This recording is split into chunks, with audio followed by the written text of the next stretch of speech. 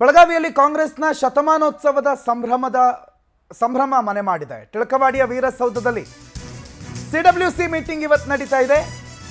ಕಾಂಗ್ರೆಸ್ನ ಅಧಿವೇಶನ ಮಹಾತ್ಮ ಗಾಂಧೀಜಿ ಅಧ್ಯಕ್ಷತೆಯನ್ನು ವಹಿಸಿಕೊಂಡ ಅಧಿವೇಶನದ ಶತಮಾನೋತ್ಸವ ಸಂಭ್ರಮದ ಹಿನ್ನೆಲೆಯಲ್ಲಿ ಸಿಡಬ್ಲ್ಯೂಸಿ ಮೀಟಿಂಗ್ ಟಿಳಕವಾಡಿಯ ವೀರಸೌಧದಲ್ಲಿ ನಡೀತಾ ಇದೆ. ಎಸಿಸಿ ಅಧ್ಯಕ್ಷ ಮಲ್ಲಿಕಾರ್ಜುನ ಖರ್ಗೆ ಅವರ ನೇತೃತ್ವದಲ್ಲಿ ನವ ಸತ್ಯಾಗ್ರಹ ಬೈಠಕಸ್ಸಿನಲ್ಲಿ ಕಾರ್ಯಕಾರಿ ಸಮಿತಿ ಸಭೆ ನಡೆಸಿದೆ. ಇವತ್ತು ಮತ್ತು ನಾಳೆ ಕಾಂಗ್ರೆಸ್ನ ಶತಮಾನೋತ್ಸವದ ಸಂಭ್ರಮ ಕಳೆಗಟ್ಟಿದೆ. ರಾಹುಲ್ ಗಾಂಧಿ ಸೇರಿದಂತೆ ಕಾಂಗ್ರೆಸ್ನ ಘಟಾನುಘಟಿಗಳ ಭಾಗಿಯಾಗ್ತಾರೆ. ಈ ಐತಿಹಾಸಿಕ ಸಭೆಗೆ ಕುಂದಾನಗರಿ ಬೆಳಗಾವಿ ಸಾಕ್ಷಿಯಾಗುತ್ತೆ. ಬೆಳಗಾವಿ ಸಭೆಯಲ್ಲಿ 2025ರ ಪಕ್ಷದ ಕಾರ್ಯಸೂಚಿಯನ್ನು ರೂಪುಗೊಳಿಸಲಾಗುತ್ತೆ. ನವ ಸತ್ಯಾಗ್ರಹ ಬೈಠಕ್ನಲ್ಲಿ 200 ಕಾಂಗ್ರೆಸ್ ನಾಯಕರು ಭಾಗಿಯಾಗ್ತಾರೆ. ಸಿಡಬ್ಲ್ಯೂಸಿ ಸದಸ್ಯರು, ಕೇಂದ್ರ ಚುನಾವಣಾ ಸಮಿತಿ ಸದಸ್ಯರು, ರಾಜ್ಯ ಘಟಕಗಳ ಅಧ್ಯಕ್ಷರು, ಶಾಸಕಾಂಗ ಪಕ್ಷದ ನಾಯಕರು, ಮಾಜಿ ಮುಖ್ಯಮಂತ್ರಿಗಳು ಕೂಡ ಈ ಸಭೆಯಲ್ಲಿ ಭಾಗಿಯಾಗ್ತಾರೆ. ಇದೇ ಕಾರ್ಯಕ್ರಮದಲ್ಲಿ ಅಮಿತ್ ಶಾ ಅಂಬೇಡ್ಕರ್ ಅವರಿಗೆ ಮಾಡಿರೋ ಅಪಮಾನದ ಬಗ್ಗೆ ಕೂಡ ಚರ್ಚೆ ಮಾಡೋ ಸಾಧ್ಯತೆ ಇದೆ. ನವ ಸತ್ಯಾಗ್ರಹ ಬೈಠಕ್ ಅನ್ನುವ ಹೆಸರಿನ ಅಡಿಯಲ್ಲಿ ಇವತ್ತು ಕಾಂಗ್ರೆಸ್ನ ಸಿಡಬ್ಲ್ಯೂಸಿ ಮೀಟಿಂಗ್ ನಡೀತಾ ಇದೆ. ಮಂಜುನಾಥ್ ಈ ಬಗ್ಗೆ ಮಾಹಿತಿ ಕೊಡ್ತಾರೆ, ನೇರ ಸಂಪರ್ಕದಲ್ಲಿ ಜಾಯ್ನ್ ಆಗಿದ್ದಾರೆ. ಮಂಜುನಾಥ್, ಇವತ್ತಿನ ಕಾರ್ಯಕ್ರಮಗಳೇನು? ಇವತ್ತಿನ ಈ ಕಾರ್ಯಕ್ರಮದಲ್ಲಿ ಯಾರ್ಯಾರಿದ್ದಾರೆ? ಏನು ಇವತ್ತಿನ ಕಾರ್ಯಕ್ರಮದ ಉದ್ದೇಶ?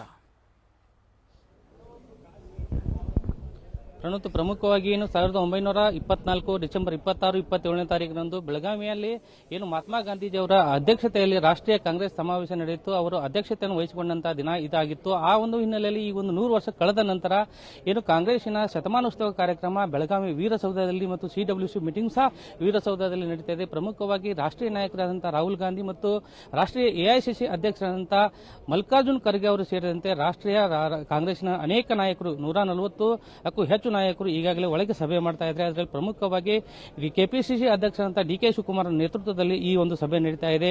ಇದರಲ್ಲಿ 140ಕ್ಕೂ ಹೆಚ್ಚು ಏನು ಸಂಸದರು ಮತ್ತು ಎಐಸಿಸಿಯ ಏನು ವರ್ಕಿಂಗ್ ಕಮಿಟಿ ಮೆಂಬರ್ ಏನಿದ್ದಾರೆ ಅವರು ಸಹ ಭಾಗಿಯಾಗಿದ್ದಾರೆ. ಈಗ ನಾನು ತೋರಿಸ್ತಾ ಇದ್ದೀನಿ ಏನು ಬೆಳಗಾವಿಯ ಏನು ವೀರಸೌಧ ಇದೆ. ವೀರಸೌಧದ ಒಳಗೆ ಈಗಾಗಲೇ 200ಕ್ಕೂ ಹೆಚ್ಚು ಎಐಸಿಸಿಯ ಮೆಂಬರ್ಗಳಾಗಿರ್ಬೋದು, ಸಂಸದರಾಗಿರ್ಬೋದು ಸಭೆಯನ್ನು ಮಾಡ್ತಾ ಇದ್ದಾರೆ. ಪ್ರಮುಖವಾಗಿ 1924 ಡಿಸೆಂಬರ್ 26 ಮತ್ತು 27ನೇ ತಾರೀಕಿನಲ್ಲಿ ಕಾಂಗ್ರೆಸ್ಸಿನ ಆಗಿನ ಅಧ್ಯಕ್ಷರಾದಂತಹ ಮಹಾತ್ಮ ಗಾಂಧೀಜಿ ಅವರು ಒಂದು ಕಾಂಗ್ರೆಸ್ಸಿನ ಅಧ್ಯಕ್ಷರಾಗಿ ಆಯ್ಕೆಯಾಗಿದ್ದರು. ಆ ಹಿನ್ನೆಲೆಯಲ್ಲಿ ಇದೇ ಒಂದು ಕ್ಷೇತ್ರದಿಂದ ವೀರಸೌಧದಿಂದ ಅವರು ಅಧ್ಯಕ್ಷರಾಗಿ ಕ್ವಿಟ್ ಇಂಡಿಯಾ ಚಳವಳಿಯನ್ನು ಪ್ರಾರಂಭ ಮಾಡಿದರು. ಪ್ರಾರಂಭ ಮಾಡಿ ದೇಶಕ್ಕೆ ಸ್ವಾತಂತ್ರ್ಯ ಕೊಟ್ಟಂತಹ ಕೀರ್ತಿ ಮಹಾತ್ಮ ಗಾಂಧೀಜಿ ಅವರಿಗೆ ಸಲ್ಲತ್ತೆ. ಆ ಒಂದು ಹಿನ್ನೆಲೆಯಲ್ಲಿ ದೇಶವನ್ನ ಕಟ್ಟಿ ಬೆಳೆಸುವ ನಿಟ್ಟಿನಲ್ಲಿ ಮಹಾತ್ಮ ಗಾಂಧೀಜಿ ಅವರು ಹೇಗೆ ಕೆಲಸ ಮಾಡಿದರು, ಅದೇ ತರನಾಗಿ ಕಾಂಗ್ರೆಸ್ ಅನ್ನ ಒಂದು ಪುನಶ್ಚೇತನಗೊಳಿಸಬೇಕು ಅಂತೇಳಿ ಈಗಾಗಲೇ ಪ್ರಯತ್ನ ಪಡ್ತಾ ಇದ್ದಾರೆ. ಅದೇ ತರನಾಗಿ ಅನೇಕ ಜನ ಕಾಂಗ್ರೆಸ್ ಕಾರ್ಯಕರ್ತರು ಸಹ ಇಲ್ಲಿ ಈಗಾಗಲೇ ಸೇರಿದ್ದಾರೆ. ವೀರಸೌಧ ಏನಿದ್ರೆ ಪ್ರಿಯಾಂಕಾ ಖರ್ಗೆ ಆಗಿರಬಹುದು, ಅನೇಕ ಜನ ಈಗಾಗಲೇ ನಾಯಕರು ಸಹ ಸೇರಿದ್ದಾರೆ.